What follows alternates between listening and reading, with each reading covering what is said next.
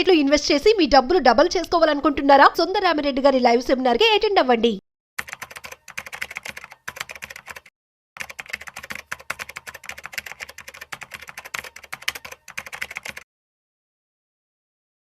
నమస్తే, welcome to Vishnu talks. నేను విష్ణు. ప్రస్తుతంతో పాటు సీనియర్ ఫినాన్స్ ప్రొఫెషనల్ గిరిబాబు గారు ఉన్నారు. గిరిబాబు గారితో మాట్లాడదాం. సార్ నమస్తే. సార్ నమస్తే అండి. Welcome to Suman TV. Thank you. And welcome to Vishnu talks. Thank you అండి. సో గిరిబాబు గారు, last 2 days back Donald Trump H1B వీసాలకు సంబంధించి తీసుకున్న నిర్ణయం నిజంగా భారతీయులకి పెద్ద షాక్ అని చెప్పుకోవచ్చు. అండ్ అదేవిధంగా అక్కడ ఉన్నటువంటి ఐటీ కంపెనీలు కూడా ఈ నిర్ణయాన్ని ఇంకా డైజెస్ట్ చేసుకోలేకపోతున్నాయి. ఎందుకంటే అక్కడ ఉన్న కంపెనీల్లో ఎంప్లాయీ పనిచేయాలి అంటే ఒక్కొక్క ఎంప్లాయీకి ప్రతి కంపెనీ సంవత్సరానికి దగ్గర 80 నుంచి 90 లక్షల రూపాయలు పే చేస్తేనే ఆ H1B వీసా హోల్డర్ని ఆ కంపెనీ అంటే ఆ ఎంప్లాయీని అక్కడ పెట్టి పని చేయించుకోగలదు, హైర్ చేసుకోగలుగుతారు. సో లాస్ట్ 2 days బ్యాక్ వచ్చిన ఈ డెసిషన్ నిజంగా అంటే ఎస్పెషల్లీ ఇండియన్స్కి అయితే చాలా పెద్ద దెబ్బే అని చెప్పుకోవచ్చు. సో ఎందుకంటారు అసలు ఈ నిర్ణయం వెనుకున్న నేపథ్యం ఏంటి? ఎందుకు డొనాల్డ్ ట్రంప్ ఇంత పెద్ద కఠినమైన నిర్ణయం తీసుకున్నారు? దీన్ని మనము 2 angles లో చూడొచ్చండి. ఒకటి వచ్చేసి ఫస్ట్ డొనాల్డ్ ట్రంప్ అక్కడ రెండోసారి ప్రెసిడెంట్గా గెలవడం వెనుక major concept MAGA, make America great again. ఈ మాగా అనేది ఒక కాన్సెప్ట్ లాగా తీసుకొచ్చేసి దాన్ని ఒక టీం తయారు చేసేసి దానికి ఒక కాల్ సెంటర్ కూడా ఏర్పాటు చేశారు, మాగా కాల్ సెంటర్. అంటే వాళ్ళ ఉద్దేశం ఏంటి, వాళ్ళ యొక్క పని ఏంటి అంటే అమెరికాని మళ్ళీ గ్రేట్కి ఎలా చేయాలి. అందులో భాగంగా వాళ్ళు తీసుకొచ్చిన కొన్ని స్టెప్స్ ఏది, పౌరసత్వం ఇక్కడ స్వతహాగా పుట్టిన వాళ్ళకి పుడితేనే వస్తుంది, కానీ ఇక్కడ నుంచి వచ్చి ఈ H1B వీసా లేకపోతే గ్రీన్ కార్డ్ తీసుకొని పుట్టిన వాళ్ళకు రాదు అని కొన్ని రకాల నిర్ణయాలు తీసుకోవడము. రాజ్యాంగంలో అది లేదు యాక్చువల్గా, అలాంటి వాటిని కూడా తీసుకురావడము. దాంట్లో భాగంగా మనం లాస్ట్ నవంబర్లో గెలిచినప్పటి నుంచి ప్రతి నెల ఏదో ఒక కొత్త రూల్స్ పెడుతున్నాడు. అందులో టారిఫ్స్ ఒకటి చాలా ఇబ్బంది పెట్టేలాగా, ప్రపంచంలో ఉన్న అన్ని దేశాలని వదిలిపెట్టకుండా ఇంక్లూడింగ్ ఇండియా, మాకు చాలా క్లోజ్ ఫ్రెండ్ ఇండియా అని అంటూనే మన మీద 25% వేసి మళ్ళీ ఇమీడియట్లీ మీరు క్రూడ్ ఆయిల్ రష్యా దగ్గర కొనబట్టి వాళ్ళకి డబ్బులు రాబట్టి ఉక్రెయిన్ మీద మీరు మన వార్ జరుగుతోంది. సో ఇండైరెక్ట్ గా ఉక్రెయిన్ వారికి ఇండియానే కారణం అని చెప్పి మన మీద ఇంకొక 25% అదనంగా వేశాడు. ఇవన్నీ ఏంటంటే ఒక సాధింపు చర్యలు ఇవన్నీ లాంటివే సాకులు. ఇవన్నీ కూడా ఇవన్నీ ఒక ఎత్తు అయితే, ఇప్పుడు డైరెక్ట్ ఇంపాక్ట్, ఇప్పుడు ఈ టారిఫ్స్ వేయడం అనేది దేశం మీద ఇంపాక్ట్ అవుతుంది. తర్వాత ఇంకా అంతకుముందు తీసుకున్న చర్యలు అన్నీ కూడా దేశం మీద మ్యాక్రో లెవెల్ ఇంపాక్ట్ అవుతాయి. కానీ ఇప్పుడు తీసుకున్న చర్య డైరెక్ట్ మైక్రో లెవెల్లో ఇంపాక్ట్ అవుతుంది. ఎట్లా అంటే ఇప్పుడు వాళ్ళు ఎవ్రీ ఇయర్ లాటరీ పద్ధతి ద్వారా H1B వీసాస్ రిలీజ్ చేస్తుంది అమెరికన్ గవర్నమెంట్. ఇందులో మెజారిటీ ఆఫ్ H1B వీసాస్ పొందేది ఇండియానే, అంటే 71%. ఈ 71% ఆఫ్ వీసాస్ వాళ్ళు ఏవైతే రిలీజ్ చేస్తారో ఎవ్రీ ఇయర్ లాటరీ ద్వారా, అందులో 71% వీసాలు ఇండియా నుంచే వాళ్ళు తీసుకుంటారు. ఇందులో మేజర్ వచ్చేసి పెద్ద tech companies like Microsoft, Google, Amazon, తర్వాత మెటా, ఇవందరూ కూడా తీసుకునే ఆఫ్షోర్ ఎంప్లాయీస్ అంటే ఇతర దేశస్తుల ఎంప్లాయీస్. అందులో మేజర్ ఇండియా. ఇక్కడ నుంచి తీసుకెళ్ళేటప్పుడు వీళ్ళంతా స్కిల్ వర్కర్స్, స్కిల్ ఎంప్లాయీస్. వీళ్ళు మా కంపెనీకి కావాలి అని ప్రూఫ్ చూపించేసి వాళ్ళకి జస్టిఫై చేసి తీసుకుంటారు. అలా తీసుకున్నప్పుడు ఒక్కొక్క ఎంప్లాయీకి ఇదివరకు $1,000 ఉండేది, దాన్ని ఒకేసారి తీసుకెళ్లిపోయి 1 crore చేసేసాడు. అంటే మన కరెన్సీ చెప్పాలంటే ఒక 90 లక్షల నుంచి 1 crore రఫ్లీ రౌండ్ ఆఫ్, అదర్ 85 లక్షలు 90 లక్షలు అవుతుంది. అంటే $1 million అర్థం nothing but $10 lakh, nothing but, or $1 million. $1 million కడితే ఒక H1B వీసా యాక్సెప్ట్ అవుతుంది. అంటే H1B వీసాకి అప్లై చేయాలి, తో పాటుగా ఒక ఫీజు కట్టాలన్నమాట. ఆ ఫీజు కడితే ఎన్నైతే లాటరీలో అలాట్ అవుతాయో అలాట్ అన్న ప్రధాని కట్టాలి. ఇది డైరెక్ట్గా కంపెనీ మీద మన ఫైనాన్షియల్ బర్డన్ పెరిగిపోతుంది. అది ఎంత బర్డన్ అవుతుందంటే, ఒక ఎంప్లాయీకి శాలరీ ఇవ్వాలి, అమెరికాలో జాబ్ చేయాలంటే ప్యాకేజెస్ ఎక్కువ ఉంటాయి, ఇండియాలో కాదు. దాంతోపాటుగా ఒక $1 million ఎక్స్ట్రా పే చేసి ఆ ఎంప్లాయీని తెచ్చుకోవాలి. తెచ్చుకుంటే కంపెనీకి ఎంత ఫీజిబిలిటీ ఉంటుంది. అండ్ ఇంకొకటి, ఈ న్యూస్ రాగానే మొన్న ఫ్రైడే నైట్ వచ్చేసి implementation from the early hours Monday అని చెప్పగానే ఇమీడియట్లీ మైక్రోసాఫ్ట్ అయితే అందరికి మెయిల్స్ పెట్టేసి ఎక్కడ అందరూ కూడా పరిగెత్తుకుంటూ వచ్చేయండి, లేకపోతే మీరు రాకపోతే అక్కడే ఉండిపోతారు, మళ్ళీ మీకు మేము $1 million కట్టాల్సి వస్తుందని చెప్పారు. కానీ అవన్నీ క్లారిటీ ఇచ్చేసారు. అది కాదు, ఎగ్జిస్టింగ్ ఎవరికైతే H1B వీసా ఉందో వాళ్లకు కట్టక్కర్లేదు, ఎగ్జిస్టింగ్ ఉన్న వాళ్ళు రెన్యువల్స్కి వస్తే కట్టక్కర్లేదు. ఇప్పుడు ఎవరైతే కొత్తగా H1B వీసా కావాలని అప్లై చేసి అలాట్ అవుతారో వాళ్లకు మాత్రమే, ఇది కూడా 1 time మాత్రమే తప్ప ఇయర్లీ కాదు, ఇది ఎవ్రీ ఇయర్ రికరింగ్ కూడా కాదు, ఎగ్జిస్టింగ్ ఉన్న వాళ్ళకు రెన్యువల్స్ కూడా కాదు. వైట్ హౌస్ వర్గాలు కూడా దీనికి సంబంధించిన వాళ్ళ సెక్రటరీ కట్టేది కాదు, రెన్యువల్ కూడా కట్టేది కాదు, ఓన్లీ వన్ టైం. అది కూడా ఫ్రమ్ దిస్ నవ్ ఆన్వర్డ్స్ ఇప్పటి నుంచి అప్లై చేసి H1B వీసాలు మాత్రం వర్తిస్తుందని కొంచెం ఊరట కలిగించారు. లేకపోతే మన వాళ్ళందరూ ఇక్కడ నుంచి వెళ్ళిపోవడానికి విమానాలు వెళ్ళిపోవాలని చెప్పేసి టికెట్ ఆగమేమో బుక్ చేయడము, టికెట్ రేట్స్ ఇమీడియట్లీ పెరిగిపోవడం, ఆ టికెట్ రేట్స్ మ్యానిపులేట్ చేయడము. వాళ్ళ మాగా టీం ఏం చేసిందంటే దాదాపుగా ఇండియన్స్ ఎవరైతే టికెట్స్ బుక్ చేయడానికి ట్రై చేస్తున్నారో ఆ టికెట్స్ బ్లాక్ చేసింది కూడా చాలా వరకు. విమానాల్లో బ్లాక్ చేసి రేట్ పెంచేశారు. ఆ బ్లాక్ ఎలా చేయాలో ఒక వీడియో కూడా రిలీజ్ చేశారు వాళ్ళు. ఒక టికెట్ ని మీరు బుక్ చేసేసి ఇంతసేపు హోల్డ్ లో పెడితే టికెట్ బ్లాక్ అయితే రేట్స్ షూటప్ అయిపోతూ ఉంటాయి. ఇలా చేసి న్యూస్ వచ్చింది, చూసుకోండి కావాలంటే మీరు. ఇలా చేసి దాన్ని ఆ టికెట్ ప్రైస్ పెంచేలా చేశారు. అంటే ఇండైరెక్ట్ గా మనల్ని చాలా ఇబ్బంది పెట్టేలాగా. అంటే ఎక్కడ అక్కడ బ్లాక్ చేసి అక్కడ ఉన్న వాళ్ళు తెరవేయాలి, ఇక్కడ ఉన్న అక్కడ రాకుండా చేయాలి. ఎందుకంటే దీని వెనక మొత్తం అంతా కూడా వాళ్ళు చెప్పేది ఏంటంటే మన తెలంగాణ ఉద్యమం వెనక ఊపిరి ఏంటి, నీళ్లు నిధులు నియామకాలు. ఎగ్జాక్ట్లీ వీళ్ళు కూడా అంతే. డొనాల్డ్ ట్రంప్ గెలవడానికి ముఖ్య కారణం ఇక్కడ మన ఉద్యోగాలు మనకే, మన స్థానిక ఉద్యోగాలు స్థానికులకే ఉండాలి, ఇక్కడ ఉత్పత్తి జరగాలి, ఈ ఉత్పత్తి ఇక్కడే సేల్ అవ్వాలి. సో అమెరికా అనేది పెత్తనం కాదు, మన ప్రపంచం మీద మన పెత్తనం కాదు, మనము ఫస్ట్ మనతో మమేకం అయ్యి మన దేశం ముందుకెళ్ళాలి. Make America great again. ఈ కాన్సెప్ట్కి అనుకూలంగా ఉండేలాగే స్టెప్స్ తీసుకుంటూ వస్తున్నాడు. అయితే ఇలా తీసుకొని మనకి ఇబ్బంది పెట్టే పరిస్థితి తీసుకొచ్చేసాడు. ఎందుకు అంటే ఇప్పుడు ఇండియాలో చూస్తే దాదాపుగా మీకు ఒక మంచి IITs చదువుకున్న వాళ్ళు కానీ, లేదా ఇది ఒక టెక్నాలజీ ఒకటే కాదు, ఈవెన్ ప్రొఫెషనల్ డిగ్రీ ఉన్న డాక్టర్స్ లాంటి వాళ్ళు, లేదంటే కొంచెం లీగల్ సర్వీసెస్ ఉన్న వాళ్ళు, any other segment, chartered accountants, పెద్ద పెద్ద చార్టర్డ్ అకౌంటెంట్స్, వీళ్ళందరూ కూడా ఇండియాలో నుంచి నాకు ఏమైనా గుడ్ ప్యాకేజ్ కావాలి, మంచి వేతనాలు కావాలి, మంచి వర్క్ కల్చర్ కావాలి అంటే వాళ్ళకి ఫస్ట్ అమెరికా కనపడుతుంది. ఇలాంటి అమెరికా నుంచి వెళ్ళిన వాళ్ళందరికీ అక్కడ మంచి వర్క్ కల్చర్ వచ్చి అక్కడ ఉన్న ఉద్యోగాన్ని దెబ్బ కొట్టేలాగా చేస్తున్నారు. అంటే ఇక్కడ బీటెక్ అయిపోగానే వెంటనే MS కి అమెరికాకి వెళ్ళిపోవాలి, అక్కడ జాబ్ చేయాలి. లేదంటే ఇక్కడ సాఫ్ట్వేర్ లో ఒక 2-3 ఏళ్ళు ఎక్స్పీరియన్స్ వచ్చిందంటే నెక్స్ట్ అమెరికాకి వెళ్ళిపోవాలి, అక్కడికి వెళ్ళి పెళ్లి చేసుకోవాలి, అక్కడ డబ్బు సంపాదించాలి. ఇదంతా మన వాళ్ళ ఉద్దేశం, తప్పేం లేదు ఇందులో. అది డబ్బు సంపాదించడానికి మార్గం ఉంది, వెళ్తున్నారు. కానీ ఇలా మనం వెళ్ళినప్పుడు అక్కడున్న లోకల్ ఆపర్చునిటీస్ ని వాళ్ళు కాంపిటేట్ అవుతున్నారు కాబట్టి అయ్యి మన వాళ్ళు అన్ని విధాలు తీసుకుంటే ప్రైస్ పరంగా తక్కువనే ఉంటుంది, స్కిల్ పరంగా చాలా హైలీ స్కిల్డ్ ఉంటారు. సో కంపెనీస్ కి బెనిఫిట్ అది కనుక ఇక్కడ నుంచి వెళ్ళడానికి ఎంకరేజ్ చేసేవాళ్ళు ఆ కంపెనీస్. బట్ ఈ వీసా ఫీ ఇంత భారీగా పెంచడం $1,000 నుంచి $1 million.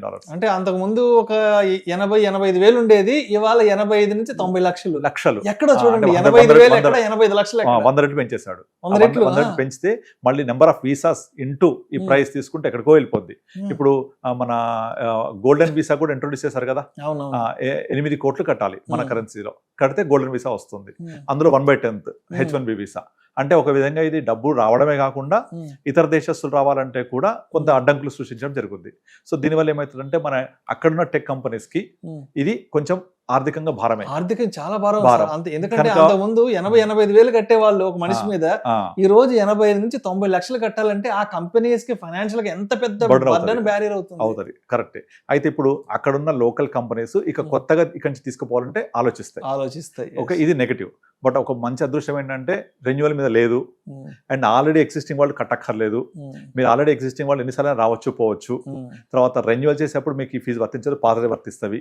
ఇలా చెప్పడం వల్ల కొంతవరకు ఊరట కలిగినట్టు. కానీ ఇది ఫ్యూచర్ ఆలోచిద్దాం మనం ఏం జరుగుద్ది అనేది. ఇప్పుడు నార్మల్ గా ఇలా వాళ్ళు ఇండియా నుంచి తీసుకెళ్లాలంటే చాలా భారం అవుతారు కదా మన ఎంప్లాయీస్ అందరూ కూడా. అప్పుడు ఏమవుతుంది, ఆ కంపెనీస్ ఇండియాకి వచ్చి ఇక్కడ ఒక ఆఫీస్ సెటప్ ఎస్టాబ్లిష్ చేస్తే అది మనకి ఎంతవరకు వర్కౌట్ అవుతుంది, ఏది ఫీజిబుల్ గా ఉంటుంది. ఆ కంపెనీ ఇండియా తీసుకొచ్చి ఇక్కడ మన స్టేట్ గవర్నమెంట్స్ కానీ సెంట్రల్ గవర్నమెంట్స్ కానీ వెల్కమ్ చెప్తే వాళ్ళు వస్తామంటే వాళ్ళకి కావాల్సిన ఇన్ఫ్రాస్ట్రక్చర్ ప్రొవైడ్ చేస్తాం మనం. ప్రొవైడ్ చేసి ఒక కంపెనీ ఎస్టాబ్లిష్ చేస్తే ఒక బిల్డింగ్ కదా, అక్కడ హై ఎంప్లాయీస్ హైర్ చేసుకొని తీసుకుంటే అయిపోతుంది. అది ఎంత తొందరగా చేయొచ్చు, ఎంత తక్కువ కాస్ట్ లో చేయొచ్చు అని చూసుకొని వాళ్ళు ఆలోచిస్తే కనుక ఇండియాకి వచ్చి చేయడమే చాలా లో కాస్ట్ లో పడుతుందని అర్థమవుతుంది. అదే ఆఫీస్ తీసుకెళ్లి మాదాపూర్లోనే గచ్చిబౌలిలో పెట్టుకుంటే వర్కౌట్ అయిపోతుంది కదా. ఇది పర్ హెడ్ $1 million కట్టక్కర్లేదు కదా. తర్వాత ఇక్కడ మన గవర్నమెంట్స్ అని కూడా ఇన్ఫ్రాస్ట్రక్చర్, తర్వాత ఈ ఎంప్లాయ్మెంట్ జనరేట్ చేస్తాము అంటే ల్యాండ్ తక్కువ రేట్కి ఇచ్చేస్తారు, ఫ్రీగా ఇస్తారు, ఎలక్ట్రిసిటీ సబ్సిడీస్ లో ఇస్తారు, అన్ని రకాల ఫెసిలిటీస్ ప్రొవైడ్ చేస్తారు. ఎందుకంటే మేము ఇంత ఎంప్లాయ్మెంట్ జనరేట్ చేస్తాము అని కనుక చూపించగలిగితే కనబడుతుంది కూడా. నెలకు 5-10 లక్షలు రెంట్ కట్టుకున్న చాలు కమర్షియల్ స్పేస్ కి వచ్చేస్తుంది. దీనివల్ల ఇండియాకి ఇది చాలా చాలా చాలా మంచి పరిణామం.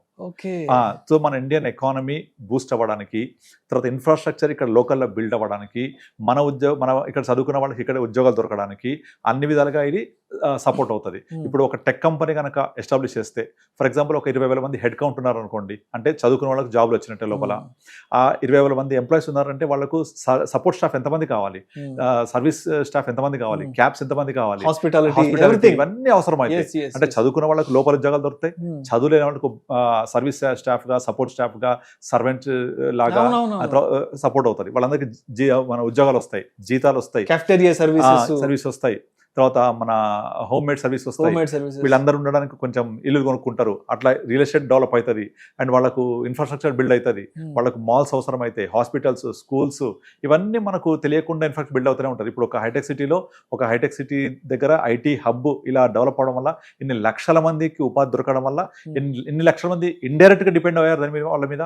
అంతమందికి ఇండైరెక్ట్ గా హెల్ప్ అవుతుంది కదా. కుకట్పల్లి, మాదాపూర్, గచ్చిబౌలి, కొండాపూర్ ఇవన్నీ ఏరియాస్ అలా ప్రాస్పరస్ అయినాయి కదా. ఇవాళ మన లాంటి వాళ్ళందరం ఇవాళ పక్క డిస్ట్రిక్ట్స్ నుంచి ఇవాళ హైదరాబాద్ కు వచ్చి సెటిల్ అయ్యామంటే all because of one of the reason IT. So అలాంటి మళ్ళీ ఒక మంచి రెవల్యూషనరీ చేంజ్ రావడానికి ఒక పునాది అనుకోవచ్చు ఇన్ పాజిటివ్ యాంగిల్. సో అసలు ఇంత పాజిటివ్ యాంగిల్ పెట్టుకొని దీన్ని మనం బాధపడాల్సిన అవసరమే లేదు. ఇండియన్ ఎకానమీ బూస్ట్ అవుతుంది, మార్కెట్స్ పెరుగుతాయి, టెక్నాలజీస్ లో కాస్ట్ అందించగలుగుతారు, అన్ని విధాలుగా బెనిఫిట్ యాక్చువల్లీ ఇండియాకి ఇన్ లాంగ్ రన్.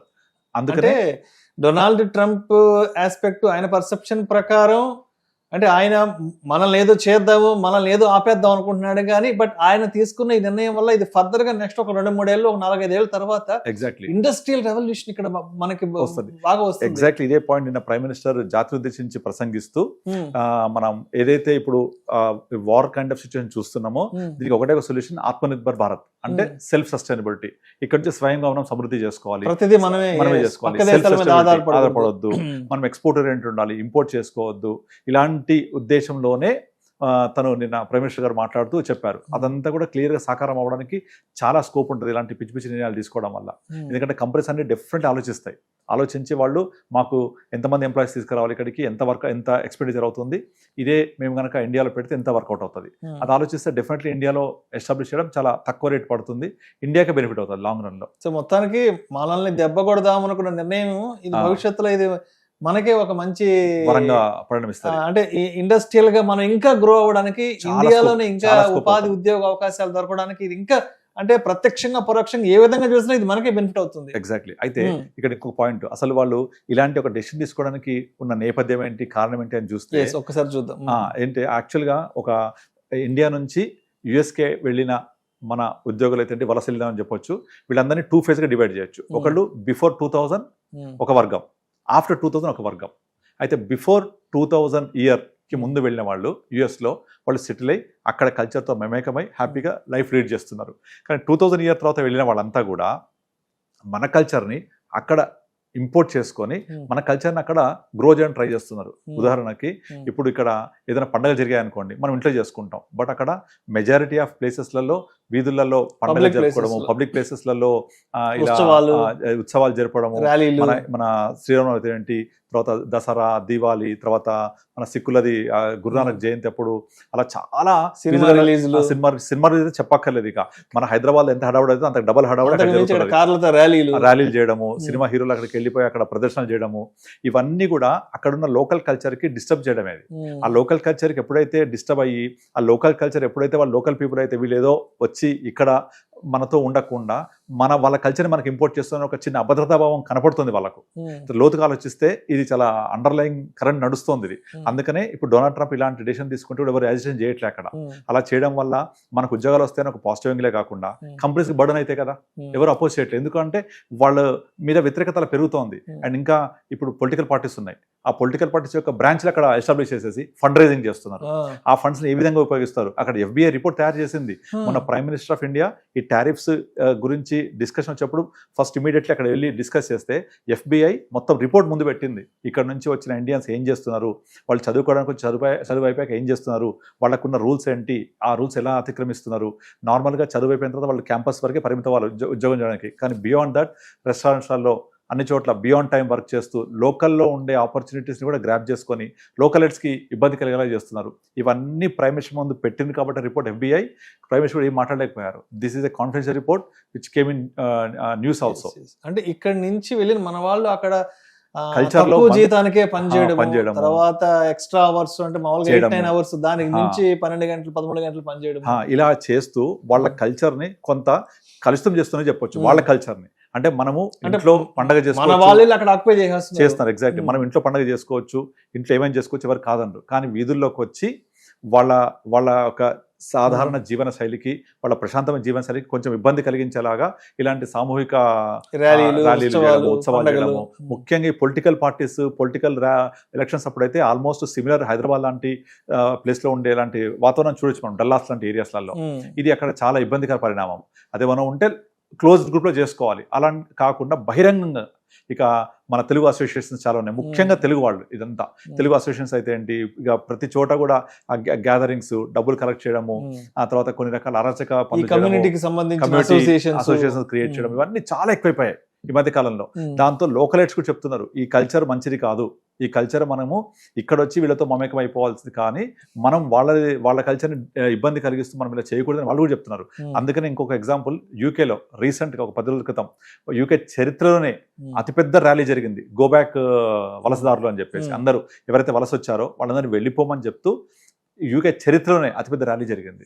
ఇప్పుడు రీసెంట్గా మనం తెలంగాణ చూసాం, మార్వాడి గో బ్యాక్ అని ఒక ర్యాలీ చేశారు. అంటే వేరే వాళ్ళు ఇక్కడికి వచ్చి వ్యాపారం చేయడం అనేది మనకు ఇబ్బందికర పరిస్థితి ఉందని మనం అది కూడా వాళ్ళు మన భారతదేశస్తులే మార్వాడీస్ వాళ్ళు ఎక్కడోళ్ళు కాదు కదా, ఎక్కడోళ్ళు కాదు, తప్పేం లేదు యాక్చువల్గా. మన పక్క స్టేట్ నుంచి వచ్చారు అంతే. అంటే మనకి ఇబ్బంది కలుగుతుందని వాళ్ళని మనం ఆశ్రయ చేసాం. అలాంటిది వాళ్ళకు లోకల్ కంట్రీ వాళ్ళది, మనం వెళ్ళి ఆ కంట్రీలో ఉండి మనం వాళ్ళ కల్చర్కి ఇబ్బంది కలిగించేలాగా మన యొక్క అన్ని ఆలోచనలు రుద్దుతూ ఉంటే వాళ్ళకి ఇబ్బంది కలుగుతుంది. కనుకనే అక్కడ వాళ్ళకు కరెక్ట్గా ఈ టైంలోనే ట్రంప్ దొరికాడు వాళ్ళకు.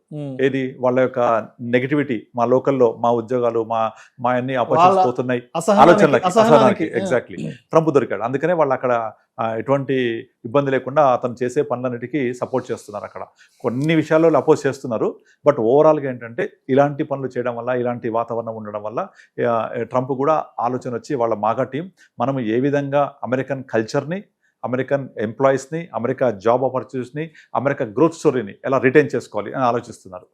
సో మనం వెళ్ళే వాళ్ళతో ఉద్యోగం చేసి అక్కడ ఉంటే సరిపోయేది, కానీ వాళ్ళని ఎప్పుడైతే మనము డామినేట్ చేయడం ట్రై చేస్తున్నామో, డిస్టర్బ్ చేయడం చేస్తున్నామో, అన్ని ఇబ్బందికర పరిణామాలు ఉంటుంటాయి. దాని పర్యవసానమే ఇప్పుడు చూస్తున్నాయి ఇవన్నీ కూడా. సో దీని వెనక చాలా ఇట్లాంటి బ్యాక్గ్రౌండ్ ఉంది. కనుకనే మనము ఒక విధంగా పాజిటివ్ యాంగిల్ ఏంటంటే ఇండియా గ్రో అవుతుంది, మంచి పరిణామం. నెగిటివ్ యాంగిల్ ఏంటంటే ఆపర్చునిటీస్ అనేవి మనం మిస్ అవుతాం. ఇండియా ఎంత గ్రో అయినా ఇండియా లాంటి హ్యూజ్ పాపులిస్టిక్ కంట్రీకి మనమే ఇవ్వలేం ఆపర్చునిటీ అన్ని కూడా. We need definitely global economy, we need definitely American employment. అక్కడ వెళ్ళి ఉద్యోగాలు చేసి ఎక్కువ సంపాదిస్తే ఇండియాకి వస్తే మళ్ళీ ఇండియా గ్రో అవుతుంది. కనుక ఇండియా లాంటి హ్యూజ్ పాపులిస్టిక్ కంట్రీకి ఎన్ని అవకాశాలన్నా తక్కువే, అవకాశం అందిపుచ్చుకుంటూ ఉండాలి. మన ఇండియా ఒక్కటే సరిపోదు. ఇక్కడ ఉన్న ప్రతి సంవత్సరం పాస్ అయ్యే ఈ టెక్కీస్కి, ప్రొఫెషనల్ గ్రాడ్యుయేట్స్కి మనమే జాబ్స్ ఇవ్వలేము కూడా. కనుక వాళ్ళ సపోర్ట్ కావాలి, అక్కడ ఆపర్చునిటీ కూడా కావాలి. సో అప్పుడే ఇండియా ప్రాస్పరస్ ఇన్ 360 degrees అవుతుంది. అలా అవ్వాలంటే ఈ ఆపర్చునిటీ మనం ఎప్పుడు అందిపుచ్చుకుంటూ ఉండాలి. ఇలాంటి పనులు చేసి మన అవకాశాన్ని మనమే తగ్గించుకోకూడదు. సో మొత్తానికి H1B వీసాలకు సంబంధించి డొనాల్డ్ ట్రంప్ తీసుకున్న నిర్ణయం వెనుక అంటే మెజారిటీగా ఇక్కడి నుంచి వెళ్ళిన వాళ్ళు అక్కడ తక్కువ జీతానికే పనిచేయడం, అక్కడ వాళ్ళకి రావాల్సినటువంటి ఉపాధి ఉద్యోగ అవకాశాలని మన వాళ్ళు వెళ్ళి అక్కడ వాటిని ఎక్కువగా వినియోగించుకోవడం, అక్కడ వాళ్ళకి ఉపాధి అవకాశాలు తగ్గిపోవడం. అండ్ ఇందాక మీరు చెప్పారు ఒక సెకండ్ ఫేజ్, అంటే మన కల్చర్ని ఎక్కువగా అక్కడ పెనిట్రేట్ చేయడానికి అది వాళ్ళు తీసుకోలేకపోవడం.